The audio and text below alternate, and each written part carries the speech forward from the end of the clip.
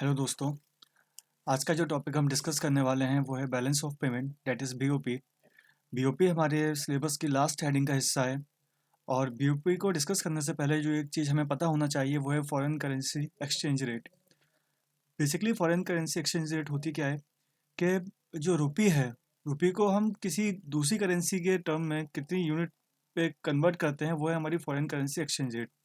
इसी कई बार हम डिस्कस करते हैं कि रुपया का भाव गिर गया या रुपया मजबूत हो रहा है, रुपया गिर रहा है, तो उसका मतलब क्या है। रुपया डॉलर के कंपैरिजन में मजबूत हो रहा है या डॉलर के कंपैरिजन में गिर रहा है, तो उसका मतलब क्या है। तो यही चीज़ होती है, हमें सिखाती है फॉरेन करेंसी एक्सचेंज रेट। तो it is a rate at which certain unit of domestic currency can be exchange for a unit of foreign currency. For example, हमने हमने कोई एक प्रोडक्ट मंगाया यूएसए से, और उसकी कीमत है $2 रुपए। कितनी कीमत है उसकी? $2 रुपए।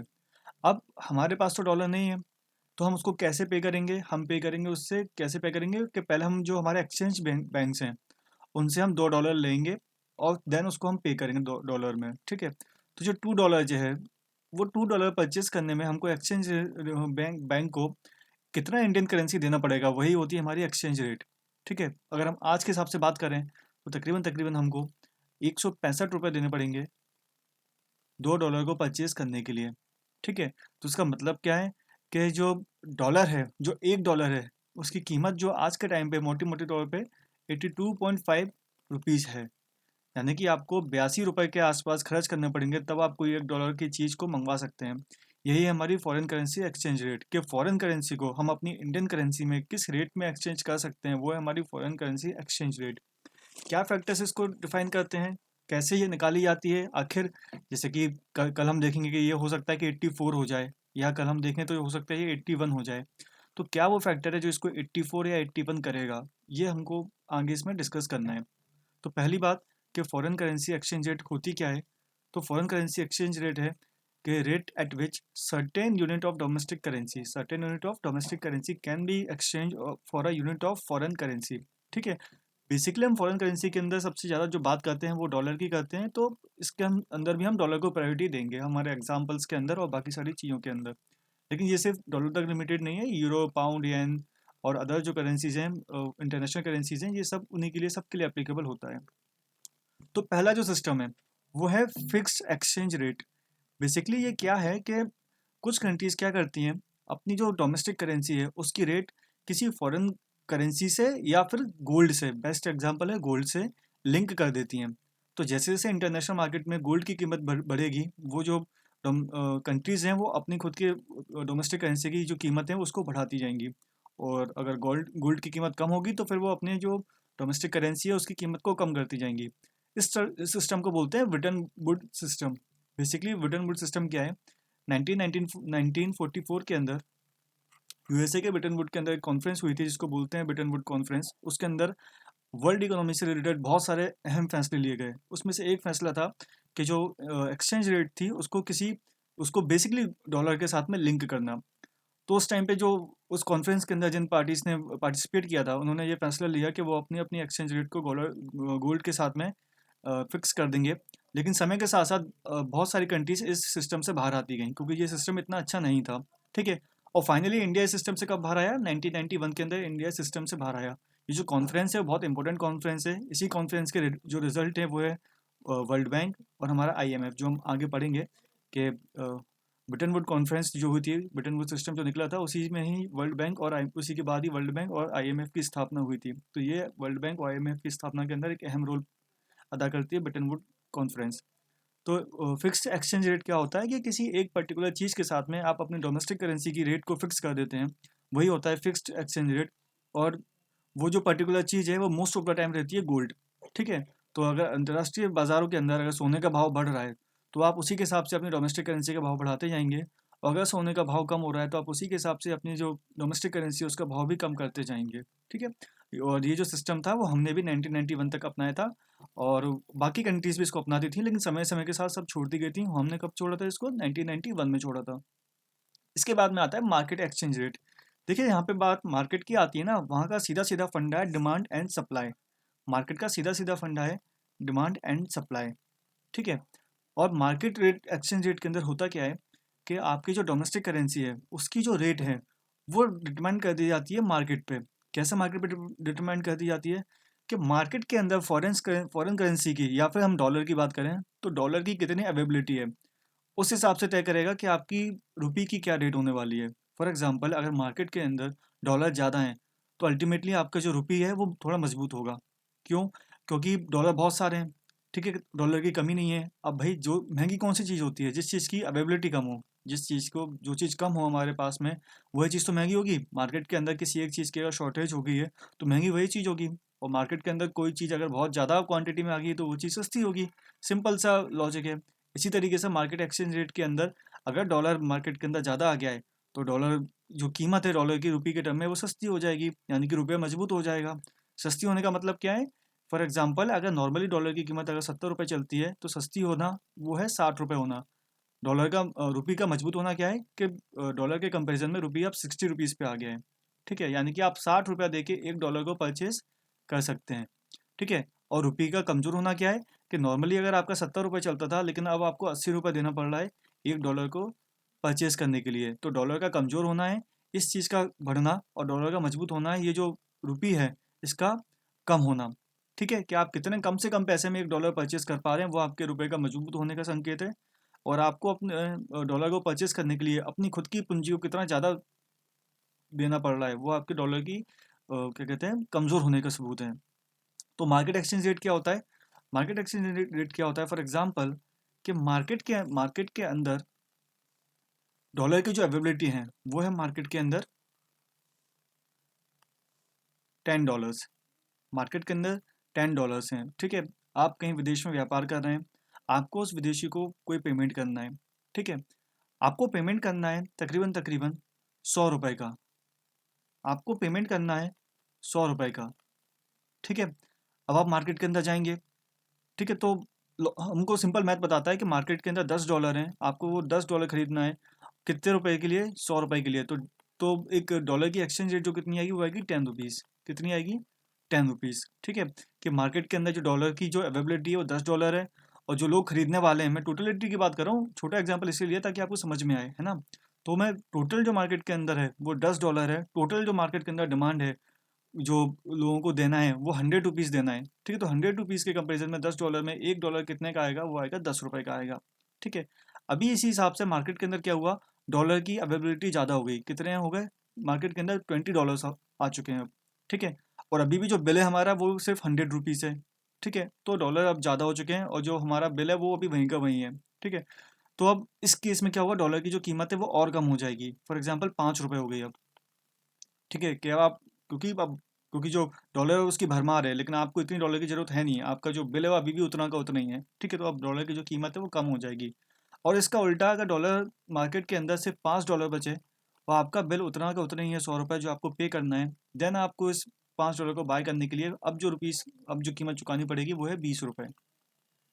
ठीक है, तो मार्केट एक्सचेंज रेट सिस्टम अगर आप समझ पा रहे हैं तो बेसिकली ये क्या है? ये बताता है कि आपकी इकोनॉमी के अंदर डॉलर की अवेलेबिलिटी कितनी है, आपकी इकोनॉमी के अंदर डॉलर कितना है, ये उस पर डिपेंड करता है। अगर आपकी इकोनॉमी के अंदर डॉलर ज़्यादा है तो ये आपका रुपया मजबूत होगा। अगर आपकी इकोनॉमी के अंदर डॉलर कम है तो आपका रुपया जो है वो कमज़ोर होगा। ठीक है, अब इसमें एक इंटरेस्टिंग फैक्ट है कि हमारे जो देशवासी हैं उनमें दोनों तरीके के आपको लोग मिलेंगे। कुछ लोग किस चीज़ को प्रेफर करेंगे कि डॉलर मजबूत हो, और कुछ लोग किस चीज़ को प्रेफर करेंगे कि रुपया मजबूत हो। क्यों? ऐसा क्यों? जो इम्पोर्टर है जो बाहर से सामान मंगा रहा है वो हमेशा प्रेफर करेगा कि रुपया मजबूत हो। ठीक है, रुपया मजबूत क्यों हो? फॉर एग्जांपल एक इम्पोर्टर ने 1 डॉलर का कोई सामान मंगाया तो वो चाहेगा कि उस 1 डॉलर के सामान को पे करने के लिए, उस 1 डॉलर को पे करने के लिए उसको कम से कम इंडियन रुपये खर्च करना पड़े। तो वो चाहेगा कि इंडिया के जो डॉलर हो, जो एक्सचेंज रेट हो वो 60 रुपये। कितना हो? 60 रुपये। लेकिन जो एक्सपोर्टर है वो चाहेगा कि वो अगर किसी बाहर के विदेशी इंसान को 1 डॉलर की कोई चीज़ बेच रहा है तो उसको उस 1 डॉलर के बदले में ज़्यादा से ज़्यादा इंडियन रुपीज़ मिले। तो वो चाहेगा कि भाई इसकी 60 रुपये ना हो बल्कि इसकी तो 80 रुपये कीमत हो 1 डॉलर की।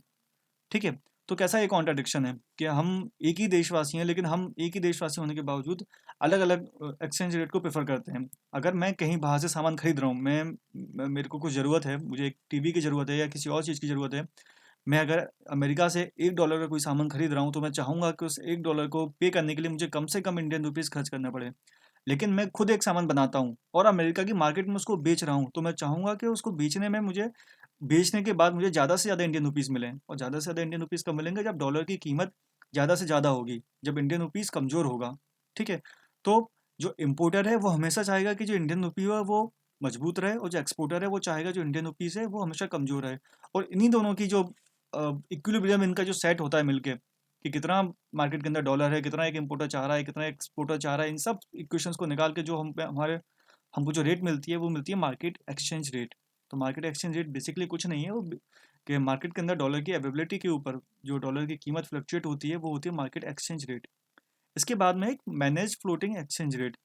ये बेसिकली मार्केट रेट ही है, ये मार्केट रेट ही है। लेकिन साथ साथ क्या होता है इसके अंदर, मार्केट रेट के अंदर बिल्कुल खुला काम है, इसके अंदर गवर्नमेंट इंटरवीन नहीं करती है। इसके अंदर जब हम मार्केट रेट की बात करें सेकंड वाले की, कि इसके अंदर गवर्नमेंट जो है वो इंटरवीन नहीं करती है, ठीक है? जो भी काम होगा इसके अंदर एक्सचेंज रेट के अंदर, जो भी फ्लक्चुएशन आएंगे वो डॉलर की अवेलेबिलिटी के वजह से ही आएंगे, कि कितना अवेलेबल वो है कितना नहीं है। लेकिन मैनेज फ्लोटिंग रेट के अंदर क्या होता है कि इसके अंदर गवर्नमेंट मार्केट रेट तो चलने देती है, लेकिन कब तक? जब तक ये सहनशीलता की लिमिट में हो, ठीक है? फॉर एग्जांपल गवर्नमेंट चाहती है कि 70 रुपये डॉलर की कीमत के आसपास हो, और मार्केट रेट से इतने के आसपास चल रहा है, 70 हो रहा है, 75 हो रहा है, 80 हो रहा है या 65 हो रहा है, तब तक तो ठीक है। लेकिन रुपया अगर बहुत ज़्यादा मजबूत हो जाए या बहुत ज़्यादा कमज़ोर हो जाता है, तो फिर सरकार इसको अंदर आके इसमें हस्तक्षेप करती है, और बहुत ज़्यादा मजबूत होने की सिचुएशन में रुपए को थोड़ा सा कमज़ोर करती है, या बहुत कमज़ोर होने की सिचुएशन में रुपए को बहुत ज़्यादा मजबूत थोड़ा सा मजबूत करती है। यानी कि बेसिकली जब मार्केट एक्सचेंज रेट के अंदर गवर्नमेंट अपना हस्तक्षेप करने लगती है तो उसी को बोलते हैं manage floating exchange rate. Manage floating exchange rate क्या है कि जब मार्केट एक्सचेंज रेट के अंदर गवर्नमेंट को लगता है कि अब जो डॉलर की कीमत है या तो वो बहुत ज़्यादा बढ़ गई है या बहुत ज़्यादा कम हो गई है, दोनों ही सिचुएशन खराब है। अगर डॉलर बहुत ज़्यादा सस्ता हो जाएगा, ठीक है, तो जो हमारे एक्सपोर्टर भाई हैं उनको बहुत घाटा पहुंचेगा, मतलब जो इंपोर्टर भाई हैं उनको बहुत घाटा पहुंचेगा, और डॉलर बहुत ज़्यादा महंगा हो जाएगा तो एक्सपोर्टर्स को बहुत ज़्यादा घाटा पहुंचेगा, ठीक है? तो दोनों ही कंडीशन हमारे लिए अच्छी नहीं है। तो एक जो ऑप्टिमम ऑप्टिमम लेवल है, एक जो एवरेज लेवल है, वही हमेशा डिज़ायरेबल होता है, और डिज़ायरेबल लेवल को मेंटेन करने के लिए ही सरकार क्या करती है, मार्केट एक्सचेंज रेट पे छोड़ देती है। लेकिन जब वो जो डिज़ायरेबल एवरेज है वो अगर बहुत ज़्यादा ऊपर नीचे हो जाता है, देन सरकार फिर इसके अंदर इंटरवीन करती है और इसको सिचुएशन को संभालती है। अब वो कैसे संभालती है, कि इसका मैकेनिज्म क्या है पूरा का पूरा, वो हम इस डिस्कशन के अंदर आगे डिस्कस करेंगे। तो ये 3 रेट जो हमने समझ लिए हैं। इसके बाद में एक इंपॉर्टेंट कॉन्सेप्ट है, purchasing power parity. Basically purchasing power parity होता क्या है कि अभी तक हमने जाना एक्सचेंज रेट। एक्सचेंज रेट किस चीज़ पर डिपेंड करती है, कि आपकी डोमेस्टिक इकोनॉमी के अंदर कोई पर्टिकुलर करेंसी कितनी ज़्यादा है या कितनी कम है, उस पर आपकी उसकी एक्सचेंज रेट डिपेंड करती है, ठीक है? लेकिन ये हमें रियलिटी नहीं बताती कि जब हम दो इकोनॉमीज को कंपेयर करते हैं तो ये हमको रियलिटी नहीं बताती कि दोनों की जो करेंसी है वो कितनी मजबूत है, ठीक है? तो इसके लिए जो एक कॉन्सेप्ट यूज होता है वो होती है purchasing power parity. Purchasing power parity के अंदर बेसिकली होता क्या है कि हम कोई एक चीज़ इंडिया के अंदर खरीदेंगे। फॉर एग्जांपल हमने एक बैग भर के सामान खरीदा, बैग ए के अंदर, जो कि हमने इंडिया के अंदर खरीदा, और सेम सामान जो हमने खरीदा वो यूएसए के अंदर खरीदा, जो कि बैग बी के अंदर है, ठीक है? तो इंडिया के अंदर जो हमने सामान खरीदा और यूएसए के अंदर हमने जो सामान खरीदा, और दोनों के ऊपर जो खर्चा किया, उसी से निकल के आती है हमारी purchasing power parity. For example India के अंदर हमने एक बैग भर के सामान खरीदा, और वो आया हमारा 100 रुपये का। और वही सामान जब हमने यूएसए के अंदर खरीदा, सेम सामान सेम ब्रांड का, जब हमने यूएसए के अंदर खरीदा तो वो आया $10 का, ठीक है? तो परचेसिंग पावर की पैरिटी के हिसाब से एक डॉलर जो है वो है 10 रुपए का। कितने का है? 10 रुपए का, ठीक है? लेकिन मार्केट रेट एक्सचेंज के हिसाब से हो सकता है वो किस पे डिपेंड करेगा, कि आपकी इंडिया की मार्केट के अंदर डॉलर कितने कम है या ज़्यादा है। हो सकता है कि वो 20 रुपए का हो सकता है 25 रुपए का हो, या हो सकता है कि उससे भी ज़्यादा का हो, ठीक है? तो अक्सर होता क्या है कि जो परचेसिंग पावर पैरिटी के है, उसके अंदर आपका जो रुपया होगा वो आपको हमेशा मजबूत दिखेगा, क्योंकि उसके अंदर जो रुपए की कीमत है वो डॉलर की अवेलेबिलिटी पर तय नहीं हो रही है, वो तय हो रही है कि कोई चीज़ आप इंडिया में कितने रुपए की खरीद रहे हो या यूएसए में कितने रुपए की खरीद रहे हो, ठीक है? लेकिन जो मार्केट एक्सचेंज रेट है उसके अंदर हमेशा आपको अपना जो रुपया है वो कमजोर दिखेगा, और परचेसिंग पावर पैरिटी के अंदर हमेशा मजबूत दिखेगा, ठीक है? तो एक डेफिनेशन के थ्रू अगर हम पढ़ें तो it is calculated by taking the ratio of expenditure on the common consumption basket. ठीक है, तो कॉमन प्रोडक्ट लेने हमको, ऐसा नहीं कि इंडिया के अंदर कोई और चीज़ खरीद रहे हैं, यूएसए के अंदर कोई और चीज़ खरीद रहे हैं और फिर बोल रहे हैं कि नहीं ये तो अलग अलग आ रहा है, ऐसा नहीं है। ठीक है, इंडिया के अंदर अगर हम एक बर्गर खरीद रहे हैं तो यूएसए के अंदर भी एक बर्गर खरीदना है और फिर दोनों की रेट को कंपेयर करना है। फॉर एग्जाम्पल, इंडिया के अंदर एक बर्गर 35 रुपये का आ रहा है, यूएसए के अंदर वो $1 का आ रहा है, तो इसका सीधा सीधा मतलब है कि जो $1 है वो 35 रुपये के बराबर है अगर हम परचेसिंग पावर पैरिटी के अंदर बात करें तो। ठीक है, लेकिन इसके अंदर हम कोई एक प्रोडक्ट नहीं लेते हैं, इसके अंदर मल्टीपल प्रोडक्ट लेते हैं ताकि हम एक बेस्ट रिजल्ट पे आ सकें, क्योंकि एक प्रोडक्ट हो सकता है कि बहुत ज़्यादा महंगा सस्ता हो दो अलग अलग कंट्रीज़ के अंदर। तो basically it is calculated by taking the ratio of expenditure on common consumption basket in rupee to dollar terms, के अंदर it will be lower for the import dependent market. ठीक है, जैसे कि मैंने बताया कि जो इम्पोर्ट डिपेंडेंट मार्केट होंगी वो उनके लिए लोअर होगा। क्यों लोअर होगा? क्योंकि जो इम्पोर्ट डिपेंडेंट मार्केट है, इम्पोर्ट के लिए आपको क्या करना पड़ेगा? इम्पोर्ट के लिए जब आपको कोई चीज़ बाहर से मंगानी है तो उनको आपको देना पड़ेगा डॉलर। इंडिया क्या है कि इम्पोर्ट डिपेंडेंट मार्केट है, तो इंडिया को डॉलर की आवश्यकता बहुत ज़्यादा है। ठीक है, जब डॉलर की अगर आवश्यकता ज़्यादा है तो आप अगर डॉलर अपनी मार्केट से ज़्यादा लोगे तो आपकी मार्केट के अंदर डॉलर खत्म होगा। मार्केट के अंदर डॉलर खत्म करो होगा, जिस चीज़ की आवश्यकता ज़्यादा होगी उस चीज़ के दाम भी बढ़ेंगे। तो इसी वजह से इंडिया के अंदर जो मार्केट एक्सचेंज रेट होगी डॉलर की वो हमेशा ज़्यादा होगी। ठीक है, क्यों? क्योंकि इंडिया की इम्पोर्ट डिपेंडेंट कंट्री है, इम्पोर्ट के लिए आपको फॉरेन करेंसी की ज़रूरत होती है और आपको जिस चीज़ की आपको ज़रूरत होती है वो चीज़ हमेशा महंगी होती है क्योंकि इसकी आपको ज़रूरत है। ठीक है, और परचेसिंग पावर पैरिटी के अंदर वो चीज़ उतनी महंगी नहीं होगी क्योंकि वो आपकी डॉलर की अवेलेबिलिटी पे तय नहीं हो रही है, वो एक कंजप्शन बास्केट पे तय हो रही है। इसके बाद जो नेक्स्ट कॉन्सेप्ट है जो हमारी सिलेबस का मेन हिस्सा है वो है बैलेंस ऑफ पेमेंट।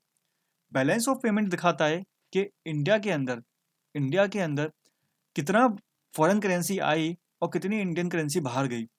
इसके अंदर कोई एक्सेप्शन नहीं है, सारी चीज़ें इसके अंदर इंक्लूड हैं। It reflects all economic transaction between country and external sector that is rest of the world. ठीक है, एक देश से और एक पूरे के पूरे विदेश में, पूरे के पूरी मतलब इंडिया को छोड़ के इंडिया का बाकी के सारे जितने भी देश हैं उनके साथ में क्या व्यापार हुआ है, कितना व्यापार इंडिया ने किया है और कितना मतलब कितना चीज़ सामान इंडिया ने बेचा है और कितना इंडिया ने खरीदा है उनसे, या कितनी सर्विसेज दी हैं या बाकी और भी चीज़ें जो हम पार्ट होती हैं बीओपी की वो सब पढ़ेंगे।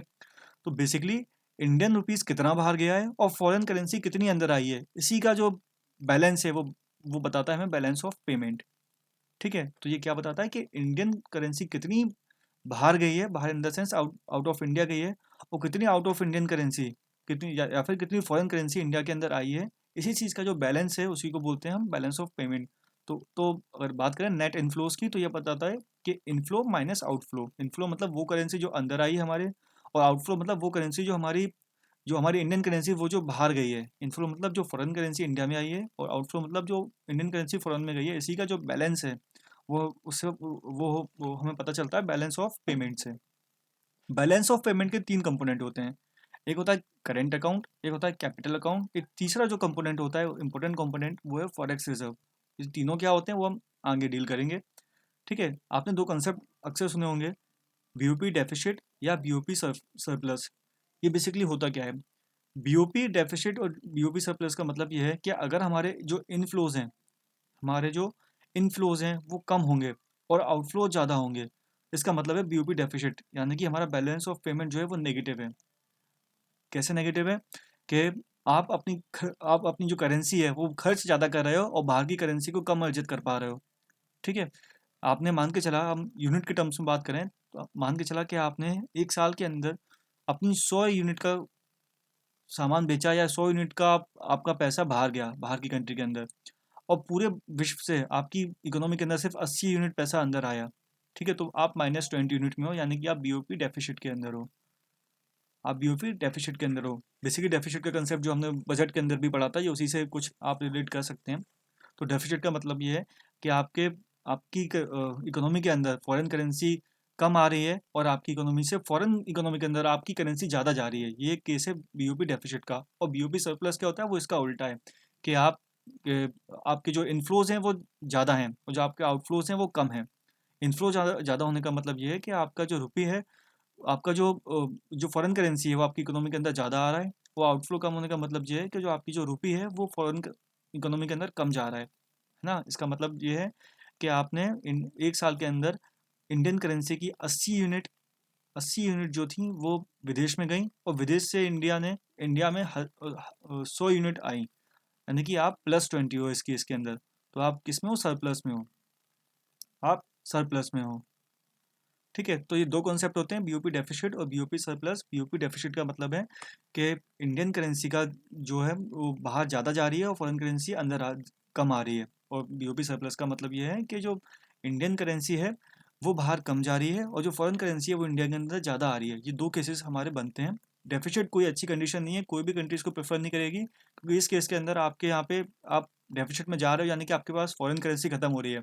और एक समय ऐसा आएगा कि आप विदेशी व्यापार आप नहीं कर पाएंगे, क्योंकि आपके पास फॉरेन करेंसी नहीं होगी। तो ये कोई भी कंट्री इसको प्रेफर नहीं करेगी।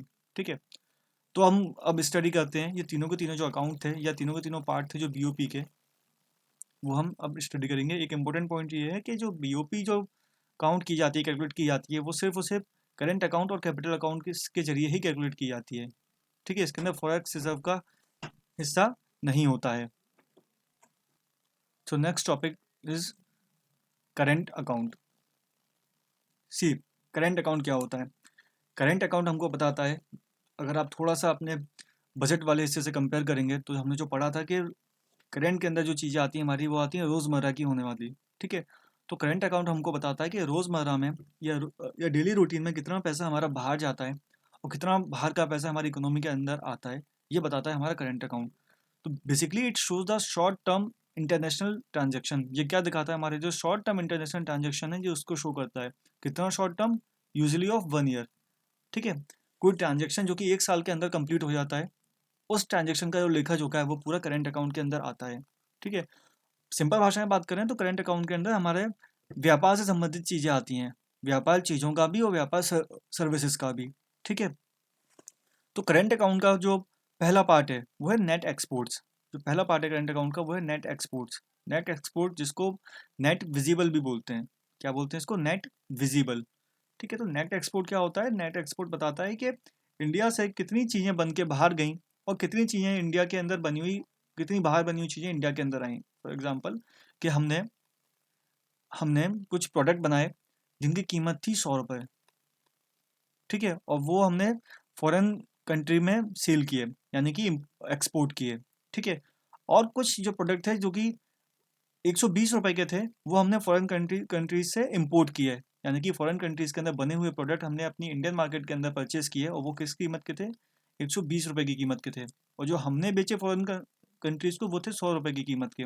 ठीक है, तो इस केस में क्या हो रहा है कि हम निगेटिव में हैं। किस में है? निगेटिव में है। ठीक है, और ये हमारी इकोनॉमी का एक यूजुअल केस है। क्यों? क्योंकि जो हमारा नेट एक्सपोर्ट है वो यूजुअली नेगेटिव ही होता है।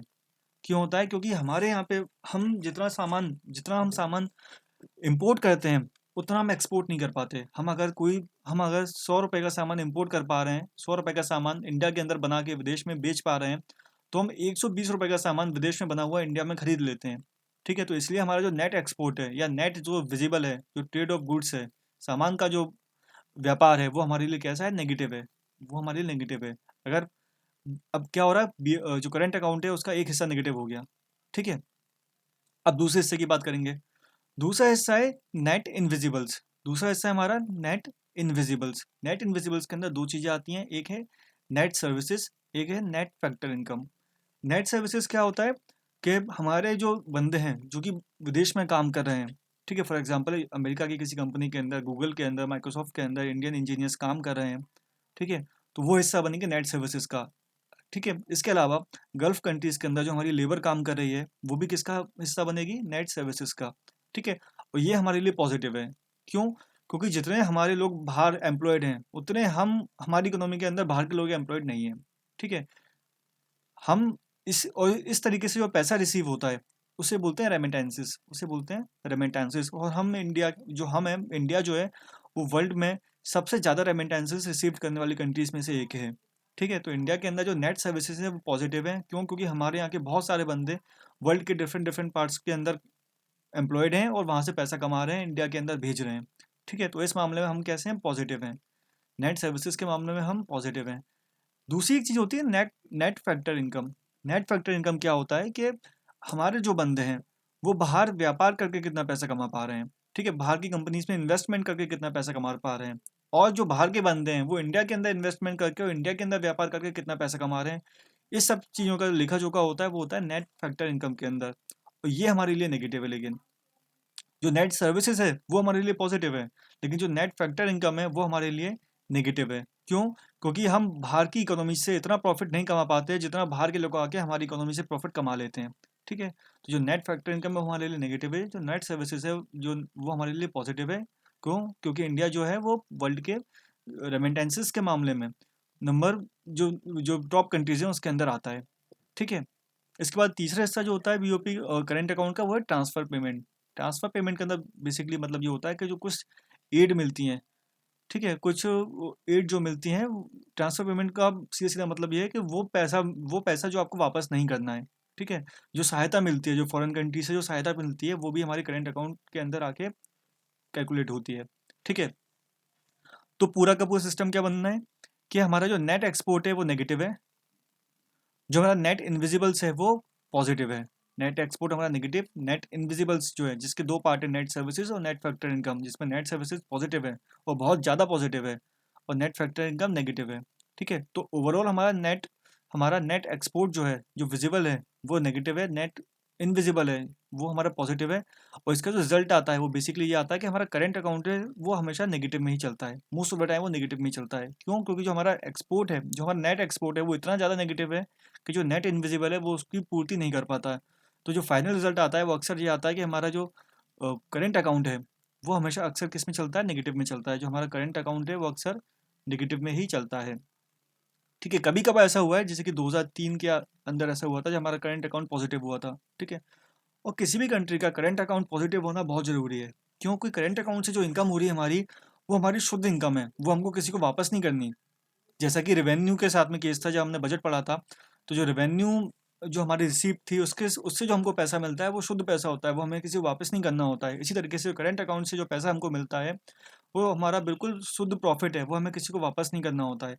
इस वजह से जो करंट अकाउंट है उसका पॉजिटिव होना बहुत ज़रूरी होता है किसी भी कंट्री की हेल्दी इकोनॉमी के लिए, लेकिन हमारे केस के अंदर वो नेगेटिव है। ठीक है, अब बात आती है कैपिटल अकाउंट की, जो हमारी सेकंड पार्ट है बीओपी का। ठीक है, so we continuously face current account deficit. Second thing is capital account. Capital account क्या होता है कि ये mostly long term international transactions को बताता है। किसको बताता है? लॉन्ग टर्म इंटरनेशनल ट्रांजेक्शन्स को। करंट अकाउंट किसको बताता था? शॉर्ट टर्म्स को। और कैपिटल अकाउंट बताएगा हमारा लॉन्ग टर्म्स को, जैसा कि हम थोड़ा थोड़ा उसी के कॉन्सेप्ट के जैसा है, बजट वाले कॉन्सेप्ट की तरह। ठीक है, उसमें भी जो रेवेन्यू रिसिप्ट थी वो डे टू डे बेसिस पे थी, और जो कैपिटल अकाउंट थी वो बड़ा लमसम अमाउंट था, इस थोड़ा सा उसी तरीके से। ठीक है, ये हमारे लिए पॉजिटिव है। जो कैपिटल अकाउंट है वो हमारे लिए पॉजिटिव है। ये पॉजिटिव क्यों है वो हम आगे बात करेंगे। अब इसके कंपोनेंट्स की बात करते हैं कैपिटल अकाउंट के। कैपिटल अकाउंट का पहला कंपोनेंट है वो है net external assistance. Net external assistance क्या होता है कि फॉरेन कंट्रीज से मिलने वाला जो लोन है वो होता है नेक्स्ट एक्सटर्नल असिस्टेंस, और ये यूजुअली कम इंटरेस्ट रेट पे मिलता है।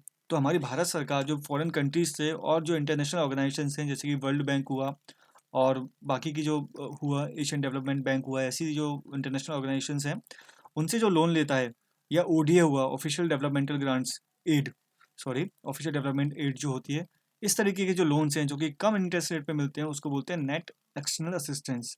ठीक है, दूसरा इसका पार्ट है नेट एक्सटर्नल कमर्शियल बोरोइंग।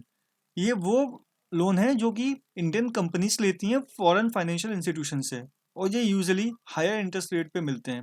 ये यूजुअली हायर इंटरेस्ट रेट पे मिलते हैं। ये कैपिटल अकाउंट का दूसरा पार्ट है। तीसरा पार्ट होता है कि जो एनआरआईज है हमारे, जो बाहर जो नॉन रेसिडेंशियल इंडियंस हैं जो हमारे, वो जब भारत के अंदर अपने बैंक खाते खोलते हैं और भारत के अंदर अपना बाहर विदेशों में कमाया हुआ पैसा डिपॉजिट करते हैं, तो उस चीज़ को बोलते हैं हम नेट बैंकिंग कैपिटल।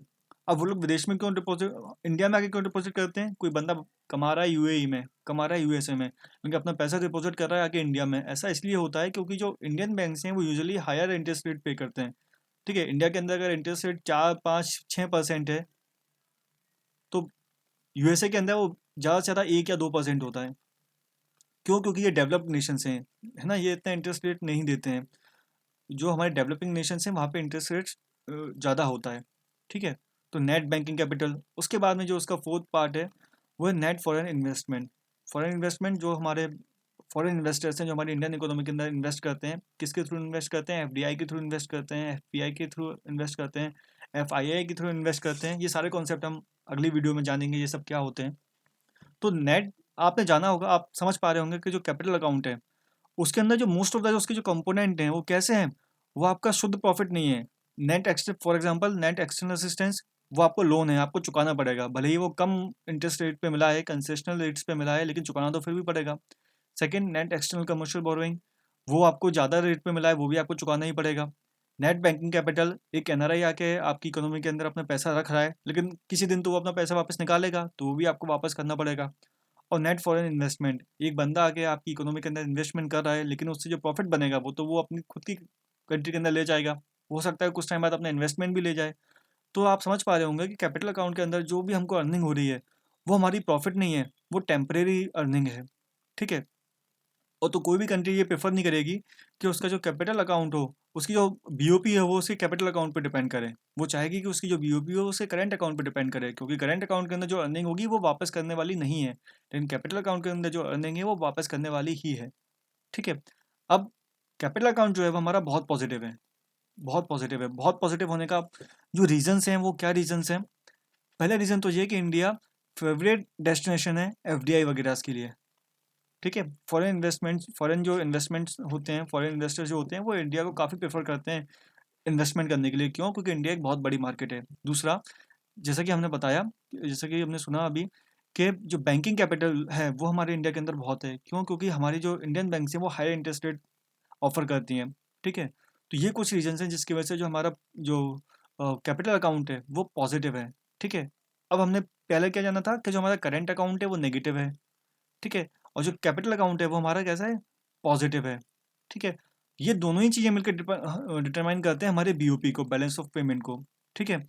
तो हमारा जो कैपिटल अकाउंट है वो बहुत ज़्यादा पॉजिटिव है, इतना ज़्यादा पॉजिटिव है कि जो करेंट अकाउंट नेगेटिव था वो उसकी भरपाई को पूरी कर देता है। तो अल्टीमेटली हम बीओपी सरप्लस कंट्री हैं। बीओपी सरप्लस कंट्री हैं, हम बीओपी डेफिशिट कंट्री नहीं है। हम बीओपी सरप्लस कंट्री हैं। क्यों? क्योंकि हमारा जो पॉजिटिव अकाउंट है वो इतना ज़्यादा पॉजिटिव है कि जो करंट अकाउंट के अंदर हमको जो घाटा हो रहा है, जो करंट अकाउंट जो हमारा नेगेटिव है वो उसकी पूर्ति कर देता है। लेकिन क्या कोई भी कंट्री बीओपी सरप्लस बने रहना चाहेगी सिर्फ इस बेसिस पे क्योंकि वो पॉजिटिव कैपिटल अकाउंट है? तो ऐसा नहीं है। हर कंट्री चाहेगी कि वो बीओपी सरप्लस तो बनी रहे, लेकिन किस बेसिस पे? कि उसका करंट अकाउंट पॉजिटिव हो, ना कि कैपिटल अकाउंट पॉजिटिव हो। ठीक है। लेकिन इंडिया के साथ क्या है कि इंडिया बीओपी सरप्लस तो है, लेकिन किस बेसिस पे है? कि उसका कैपिटल अकाउंट सरप्लस है, ना कि current account surplus. I hope आपको ये कॉन्सेप्ट समझ में आया होगा। इसके बाद जो तीसरा पार्ट है बीओपी का वो है फॉरेन रिजर्व। तो फॉरेन रिजर्व बेसिकली क्या होते हैं? फॉरेन रिजर्व क्या होता है कि सरकार जो फॉरेन करेंसी इंडिया के अंदर आ रही है, फॉर एग्जांपल इंडिया के अंदर $600 फॉरेन करेंसी आई, $600 आए, तो सरकार क्या करेगी? इन 600 में से 400 जो डॉलर हैं वो मार्केट के अंदर छोड़ देगी। ठीक है। आपकी आपको जो इम्पोर्टर हैं, जो एक्सपोर्टर हैं, उनको अपने बिल्स विल्स पे करने के लिए। लेकिन जो $200 जो इसमें से आए, ये मैं एग्जांपल के लिए बता रहा हूँ, जो $200 आए हैं सरकार इसको अपने पास रख लेगी। बेसिकली सरकार नहीं रखती है, सेंट्रल बैंक रखता है, दैट इज़ आरबीआई। ये काम आरबीआई का है। ठीक है। तो आरबीआई क्या करता है? फॉर एग्जांपल अगर $600 इंडियन इकोनॉमी के अंदर आए हैं तो $400 जो है वो एक्सचेंज बैंक्स को दे देगा। ठीक है। एक्सचेंज बैंक्स क्या करेंगे उससे? उसको एक्सचेंज करते रहेंगे, जिन लोगों को भी ज़रूरत है वो जाके वहाँ पे एक्सचेंज कराएंगे अपनी करेंसी। और जो $200 हैं वो आरबीआई अपने पास रखेगा। आरबीआई अपने पास क्यों रखता है? कि इन केस अगर ये किसी कभी जो डॉलर थे वो बहुत कम आए, ठीक है, तो उस केस के अंदर आरबीआई इसको एक तरीके से बफर की तरह यूज़ कर लेता है। कल हमने नेक्स्ट लास्ट वीडियो में बफर का जो इस्तेमाल समझा था, ये उसी की तरह है। ठीक है। तो ये बफर रिजर्व है जो आरबीआई अपने पास रखता है, किस केस के लिए? कि जब अगर डॉलर की अवेलेबिलिटी बहुत ज़्यादा कम हो जाए तो वो ये जो डॉलर उसने अपने पास रखे हुए हैं वो उससे उस समय का टेम्परेरी काम आरबीआई चला दे। ठीक है। अब फॉरेक्स रिजर्व जो है वो आरबीआई किस किस तरीके से रखता है वो हमें जानना है। पहला तरीका है फॉरेन करेंसी एसेट्स। बेसिकली इसके अंदर आरबीआई क्या करता है? आरबीआई जो है जो डिफरेंट डिफरेंट फॉरेन करेंसीज हैं उनको रखता है। जैसे कि डॉलर को रखता है अपने पास, अपने फॉरेक्स रिजर्व के अंदर, यूरो को रखता है, पाउंड को रखता है, येन को रखता है। ठीक है। तो ये वो सारी करेंसीज हैं जो कि वर्ल्ड मार्केट के अंदर बहुत ज़्यादा एक्सेप्टेबल हैं। These are the world most acceptable currencies. ठीक है। इनको इन अगर आप किसी कंट्री के साथ परचेज करते हैं तो कभी डिनाई नहीं करेगा कि भाई मैं डॉलर में कोई चीज़ नहीं खरीदूंगा। ठीक है। इवन जो करें, even for example Saudi Arabia हमको ऑयल बेचता है, इंडिया ऑयल खरीदता है, ठीक है, इंडिया ऑयल खरीदता है। सऊदी अरेबिया की जो करेंसी है वो है रियाद या रियाल, और इंडिया की जो है वो है रुपी, ठीक है। लेकिन जो दोनों जब ऑयल खरीदते हैं, यानी कि सऊदी अरब जब ऑयल बेचता है और इंडिया जब ऑयल खरीदता है, तो ये ट्रेड करते हैं डॉलर के अंदर, ठीक है। यानी कि जो कंट्री बेच रही है उसकी अलग करेंसी है, जो कंट्री खरीद रही है उसकी अलग करेंसी है, लेकिन खरीद रहे हैं वो किसी तीसरी करेंसी के अंदर। क्यों? क्योंकि ये सबसे ज़्यादा स्टेबल करेंसीज हैं, ठीक है। क्योंकि ये उन मार्केट, क्योंकि डॉलर उस मार्केट की करेंसी है जो कि बहुत स्टेबल मार्केट है, दैट इज़ यूएसए, ठीक है। तो हर कंट्री जो चाहती है वो अपनी करेंसी, वो अपना रिजर्व ऐसी करेंसीज के अंदर रखना चाहती है जो कि बहुत एक्सेप्टेबल करेंसीज हो। उन्हीं करेंसीज के लिए हम एक वर्ड यूज़ करते हैं, वो है हार्ड करेंसीज। हार्ड करेंसीज क्या होती हैं? These are the most acceptable currencies of the world. तो जो आरबीआई है वो कुछ रिजर्व रखता है अपने पास में हार्ड करेंसीज का, that is dollar, euro, pound और येन का, ठीक है। इसके बाद जो दूसरी चीज़ है जिसमें आरबीआई अपना रिजर्व रखता है वो है special drawing rights. Special drawing right, जिसको शॉर्ट में एसडीआर भी बोलते हैं, बेसिकली ये क्या है कि ये आईएमएफ की करेंसी है। आईएमएफ जो आप पढ़ेंगे आगे, एक इंटरनेशनल ऑर्गेनाइजेशन है, इंटरनेशनल मॉनेटरी फंड, ये आईएमएफ की करेंसी है। आईएमएफ की जो करेंसी है, बेसिकली ये 5 करेंसीज का समूह है। 5 में से 4 करेंसी जो है वो ऊपर लिखी हुई है आपकी, डॉलर, यूरो, पाउंड और येन। और जो चौथी करेंसी है वो है चाइनीज़ करेंसी, वो है चाइनीज़ करेंसी। और चाइनीज़ करेंसी वो नया नया इसका हिस्सा बनी है, ठीक है। तो स्पेशल ड्राइंग राइट्स क्या होते हैं? स्पेशल ड्राइंग राइट्स ये एक आईएमएफ की करेंसी है जिसकी वैल्यू डिटरमाइन होती है दुनिया की 5 करेंसीज से। 5 करेंसीज कौन कौन सी हैं? डॉलर, यूरो, पाउंड, येन और चाइनीज जो रैन मिम्बी जो होता है, चाइनीज रैन मिम्बी। तो ये 5 करेंसीज हैं जिससे एसडीआर की जो वैल्यू डिटरमाइन होती है। नेक्स्ट जो चीज़ है वो है reserve trench position, RTP. Basically क्या है कि जब आईएमएफ का आप हिस्सा बनते हैं, आईएमएफ के अंदर जब आप दाखिल होते हैं, तो वहाँ पे आपको एक तरीके से एक काइंड ऑफ मेंबरशिप फी देनी पड़ती है। एक मेंबरशिप फी देनी पड़ती है, ठीक है। उस मेंबरशिप फी को ही बोलते हैं आरटीपी। वो मेंबरशिप फी जो है वो आप कभी भी आईएमएफ से विड्रॉ कर सकते हैं, लेकिन वो आप किसी जनरल कंडीशन के अंदर विड्रॉ नहीं कर सकते। जब आपकी इकोनॉमी की जो हालत है वो बहुत ज़्यादा ख़राब होगी, तभी आईएमएफ आपको अलाउ करेगा वो आपका पैसा वापस देने के लिए, ठीक है। तो ये वो करेंसी है जो आप आईएमएफ के अंदर देते हैं। ये आप ही की करेंसी है, आप इसको ज़रूरत पड़ने पे ले सकते हैं, लेकिन आप नॉर्मल कंडीशन के अंदर इसको नहीं ले सकते। जब आपकी कंडीशन बहुत ही ज़्यादा ख़राब होगी तभी आईएमएफ आपको अलाउ करेगा। इसके बाद जो चीज़ है वो है गोल्ड, ठीक है। तो अगर गोल्ड जो है वो सबसे अच्छा चीज़ मानी जाती है, क्यों? क्योंकि बाकी सारी जो करेंसीज हैं वो कितनी भी अच्छी क्यों ना हो, लेकिन है तो पेपर, ठीक है। लेकिन गोल्ड जो है वो एक फिजिकल चीज़ है, ठीक है। तो gold is considered as the most stable asset, ठीक है। तो हमने पढ़ा फॉरेक्स रिजर्व। फॉरेक्स रिजर्व क्या होता है? फॉरेक्स रिजर्व एक वो अमाउंट है जो आरबीआई अपने पास रखता है फॉरेन करेंसी में से। और वो किस किस फॉर्म में रखता है? वो फॉरेन करेंसी एसेट्स के फॉर्म में रखता है, वो स्पेशल ड्राइंग राइट्स के फॉर्म में रखता है, वो आरटीपी यानी कि रिजर्व ट्रेंच पोजीशन के फॉर्म में रखता है, और वो गोल्ड की फॉर्म में रखता है, ठीक है। इसके बाद है बीओपी क्राइसिस। बीओपी क्राइसिस क्या होता है?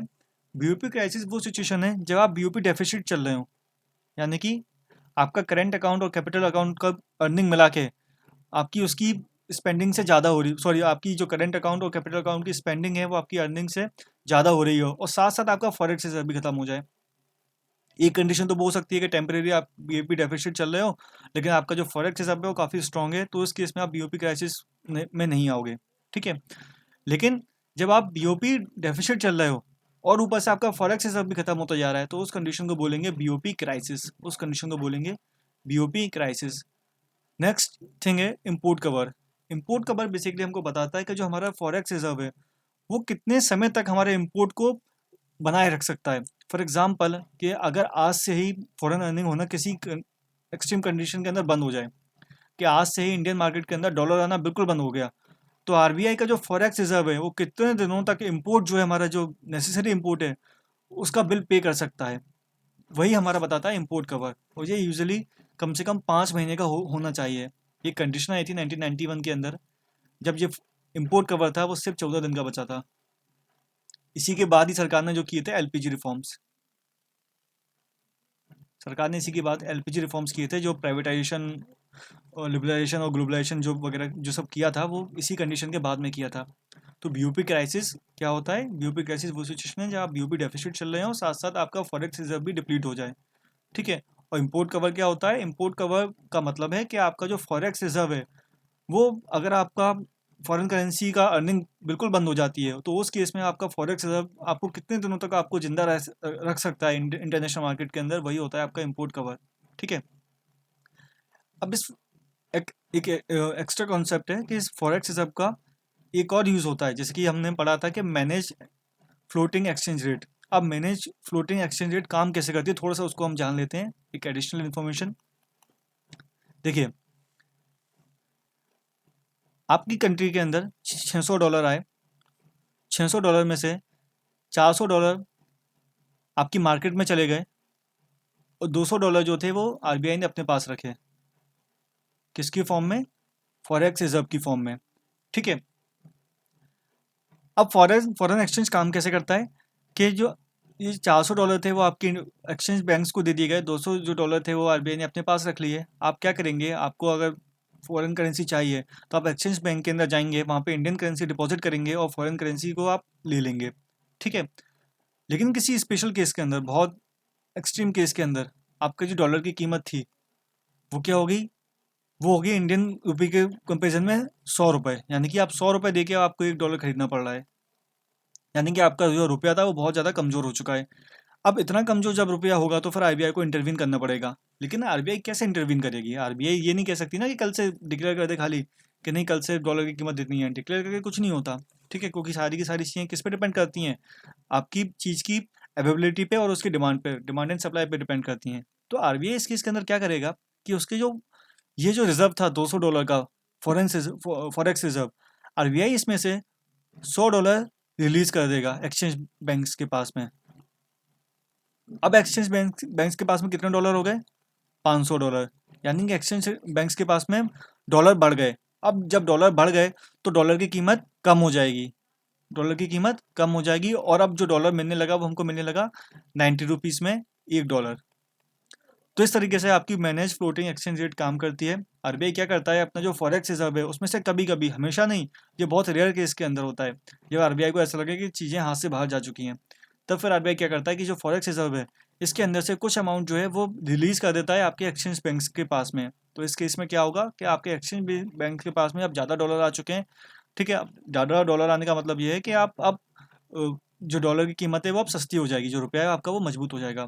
और अगर रुपया बहुत ज़्यादा मजबूत हो चुका है, फॉर एग्जांपल रुपया हो चुका है 60 पैसे, 60 रुपीज़, आपको 60 रुपीज़ के अंदर $1 मिल रहा है, 60 रुपीज़ के अंदर आपको $1 मिल रहा है, तो ये कंडीशन भी अच्छी नहीं है।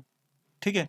तो इस केस में आरबीआई क्या करेगा कि ये जो $400 में $100 देने की बजाय 400 में से $100 खींच लेगा। तो आरबीआई का जो रिजर्व हो जाएगा वो $300 हो जाएगा और जो एक्सचेंज बैंक है उनके पास बचेंगे $300। तो उनके पास अब $300 रह गए। तो इस केस में क्या होगा, डॉलर की जो कीमत है वो बढ़ जाएगी, वो बढ़ के 80 रुपीज़ पे आ जाएगी। तो ये दो तरीके हैं जिससे जो आरबीआई है वो डॉलर की जो अवेलेबिलिटी को तय करता है, उसको कंट्रोल करता है। ठीक है। और इस तरीके से आपकी जो एक्सचेंज रेट है वो मैनेज होती है। तो RBI most of the cases में ऐसा नहीं करता, लेकिन किसी एक्सट्रीम केसेस के अंदर ऐसा करता है। ठीक है। तो आपका जो फॉरेक्स रिजर्व है वो दो चीज़ों के काम आता है, एक तो आपका इम्पोर्ट कवर बनाए रखने के लिए और दूसरा किसी एक्सट्रीम कंडीशंस के अंदर आपकी जो एक्सचेंज रेट है उसको स्टेबल करने के लिए। तो ये था आज का डिस्कशन बीओपी के ऊपर। जो हमारा नेक्स्ट डिस्कशन होगा वो फॉरेन डायरेक्ट इन्वेस्टमेंट और उससे रिलेटेड लेक्चर्स के अंदर उससे रिलेटेड टॉपिक्स के लिए होगा। तब तक के लिए थैंक यू।